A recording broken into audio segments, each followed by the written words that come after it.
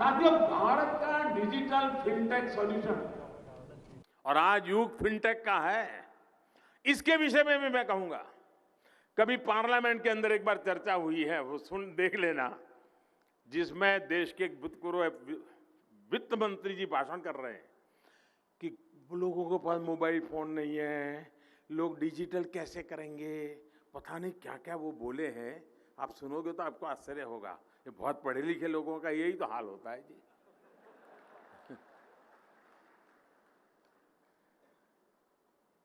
Fintech, UPI यानी unified payment interface, आज पूरी दुनिया इसको आकर्षित हो रही है।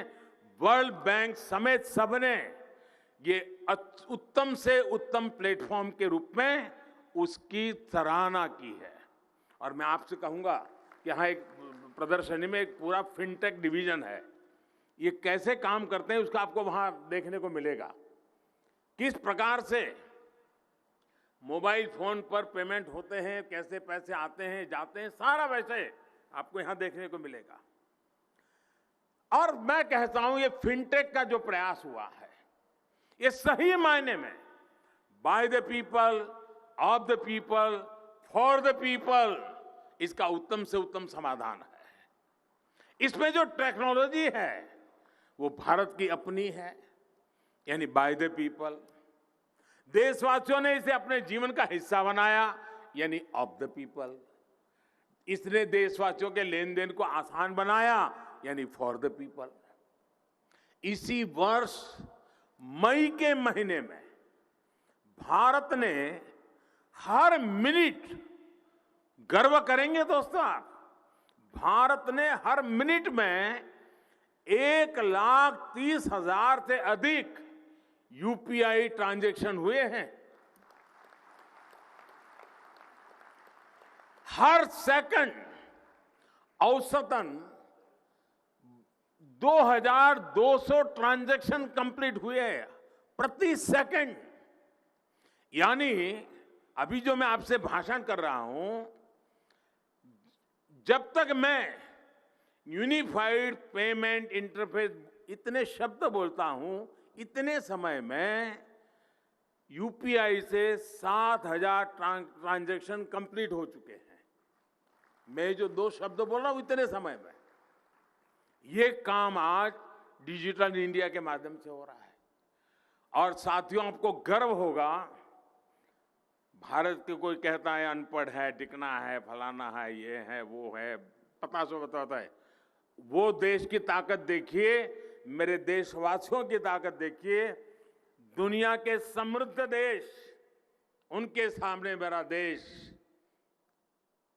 जो डेवलपिंग कंट्री की दुनिया में है, दुनिया का 40% डिजिटल लेन देन हमारे हिंदुस्तान में होता है दोस्तों। इसमें भी भीम यूपीआई आज सरल डिजिटल ट्रांजैक्शन का सशक्त माध्यम बनकर उभरा है।